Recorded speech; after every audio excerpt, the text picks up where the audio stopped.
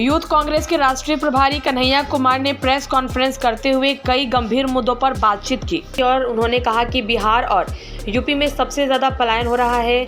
बिहार में सूखा नशा का प्रचलन बढ़ा है। हर 1 घंटे में महिलाओं के साथ बलात्कार की घटना घट रही है। बिहार में न शिक्षा है, न रोजगार है, न स्वास्थ्य की समुचित व्यवस्था है और अपराध की घटना में वृद्धि हुई है। विधान कन्हैया कुमार ने कहा कि गिरिराज सिंह को बेगूसराय की जनता ने काम करने के लिए चुना है, न कि राहुल गांधी कौन सा कलर का टी शर्ट पहने हैं। गिरिराज सिंह बुजुर्ग हो गए हैं, हम उनके उत्तम स्वास्थ्य की कामना करते हैं। वहीं जदयू के बयान पर कन्हैया कुमार ने कहा कि राहुल गांधी आधे घंटे के लिए ही सही बिहार आए, जदयू के लोग 15 मिनट के लिए इस यात्रा में शामिल हो जाए, क्योंकि इस सरकार के कार्यकाल में सबसे ज़्यादा पलायन हुआ है। कन्हैया कुमार ने बिहार से पलायन बढ़ा है, अपराध बढ़ा है, सूखा नशे का प्रचलन बढ़ा है, जो काफ़ी चिंता का विषय है। लेकिन हम आप सबसे क्षमा प्रार्थी हैं।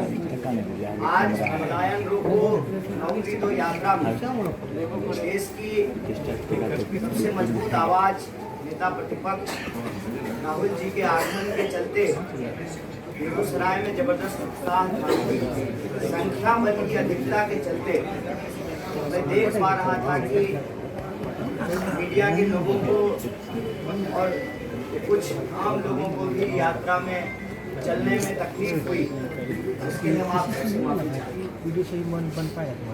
दूसरी बात कि आपके बीच में अभी हमारे किसान भाई और हमारे नौजवान साथी ने अपनी बात रखी। यही यात्रा का उद्देश्य है कि हम जहाँ जहाँ जिन जिलों से गुजर रहे हैं, आज 23वां दिन, वहाँ के स्थानीय मुद्दों को उठाते हैं और हमारी कोशिश है कि यह यात्रा किसी को एमएलए, एमपी, मंत्री, मुख्यमंत्री बनाने की यात्रा नहीं है। यह यात्रा दरअसल बिहार में जो आम सवाल है, उससे जो प्रभावित लोग हैं, उनकी आवाज़ बने, जन संघर्ष का एक मंच बने और प्रभावित वर्ग के जो लोग हैं खुद से अपनी बात आप मीडिया साथियों के साथ रख सकें। उन्होंने अपनी बात रखी, उनका बहुत बहुत धन्यवाद। तीसरी बात कि आज हम बिहार की और बेगूसराय की बात करेंगे। सबसे पहले आप में से बहुत सारे साथी शायद जानते हों कि बिहार में सिर्फ सरकारी पोस्ट 4.25 लाख खाली है। 4.25 लाख, 3,75,000 सेंसन पोस्ट खाली पड़ा। अकेले मास्टर साहब लोगों का लगभग 2,20,000 पोस्ट खाली। फिर ये कहना कि बिहार में अवसर नहीं है, ये गलत है। बिहार में अवसर है। और मैं आपको बता दूं, कोविड के दौरान सरकारी आंकड़ा है, तकरीबन 2 करोड़ लोग घर आए थे। उसमें सबसे ज़्यादा जो लोग घर आए वापस, वो उत्तर प्रदेश और बिहार के। और पलायन का दर यदि आप देखें तो 1 नंबर पर उत्तर प्रदेश है और दूसरे नंबर पर बिहार है।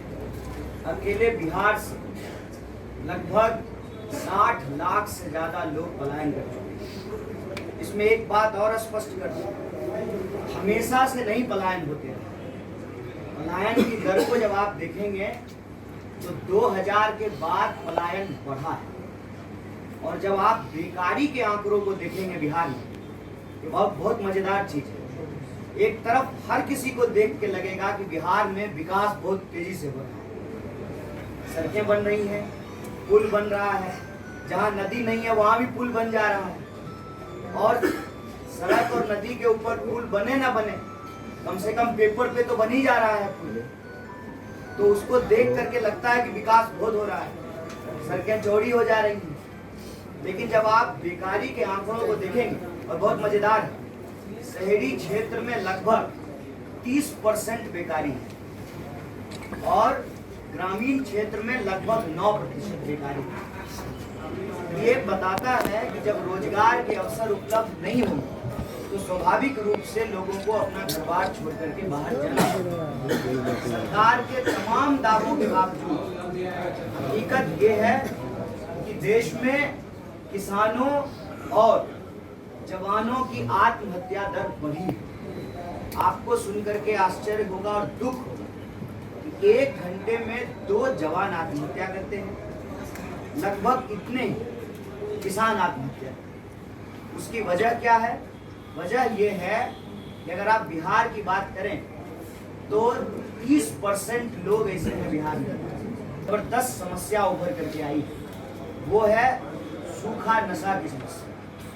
पुराने लोग खैनी खाते थे, हुक्का पीते थे, बीड़ी पीते थे। आजकल का जो नौजवान है, किसी भी कॉलेज के फील्ड में चले जाइए, किसी भी कॉलेज के पिछले हिस्से में चले जाइए, कोई ऐसा सुनसान इलाका चले जाइए, आपको वहाँ पे सिरिंज फेंका हुआ मिलेगा। और यह बात सब लोग अपनी आंखों से देख रहे हैं, कोई इस पे कोई बात करने को तैयार नहीं। हमारे बिहार के नौजवानों को ड्रग्स में धकेला जा रहा है और आप सब लोगों को मालूम है, एक बार में हजारों करोड़ का ड्रग्स पकड़ा जाता है। अदानी के पोर्ट पर, मुंद्रा पोर्ट पर हजारों करोड़ का ड्रग्स पकड़ा जाता है। ड्रग्स वहां से चलता है और जहां से पलायन हो रहा है, जहां नौजवानों को रोजगार नहीं मिल रहा, उनको जो है नशे की ओर धकेला जाता है। जब सरकार नौकरियां देने में विफल है तो जानबूझ करके संप्रदाय के आधार पर, पहचान के आधार पर इस मोहल्ले के लोगों को उस मोहल्ले के लोगों से लड़ाया जा रहा है। नफरत लगातार समाज में वैमनस्यता घुली जा रही है। सरकार अपनी विफलता छुपाने के लिए, नौकरी नहीं देने की जो खामी है उसको छुपाने के लिए समाज में जहर घोल रही है, नफरत फैला रही है। एक आंकड़ा और आपको सुनकर के आश्चर्य होगा। बिहार में कास्ट सर्वे हुआ। कास्ट सर्वे में कहा गया कि 7% लोग भी ऐसे नहीं हैं जो ग्रेजुएट होंगे। जो श्रमिक वर्ग है, जिसको हम कहते हैं कि जो काम करने वाली आबादी है, जो काम कर सकती है, अगर आप उसमें देखें तो लगभग 40% लोग, जिसको हम वर्किंग क्लास कहते हैं, वो निरक्षर हैं। 40%। सरकार स्कूल बना रही है, स्कूल के बड़े बड़े भवन बन रहे हैं, कॉलेज बन रही है। कम से कम घोषणा तो हो ही रहा।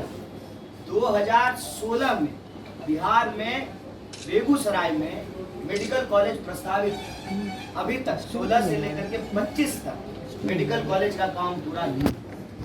आप किसी भी विश्वविद्यालय में चले जाइए, जो वहां पर घुसखोरी है उसको देख करके आप दंग रहे। अगर हम यहाँ बेगूसराय की बात करें, बेगूसराय बिहार में रेवेन्यू के मामले में, पर कैपिटा प्रति व्यक्ति आय के मामले में पटना के बाद दूसरा जिला है। यहाँ पर तमाम फैक्ट्रियाँ हैं, नई फैक्ट्रियाँ भी खुल रही हैं, लेकिन आप यहाँ के लोगों की स्थिति देखेंगे तो यहाँ भी पलायन का दर जो है बाकी और जिलों से बहुत बेहतर नहीं है। यहाँ से भी लोग पलायन कर रहे हैं। यहाँ की स्थिति ये है जहाँ पर एक आपको डेवलपमेंट दिखता है कि बेगूसराय जिला में आज तक लगातार मांगने के बावजूद दिनकर विश्वविद्यालय की स्थापना नहीं की और LNMU का एक सेंटर खोल दिया गया है नाम मात्र का।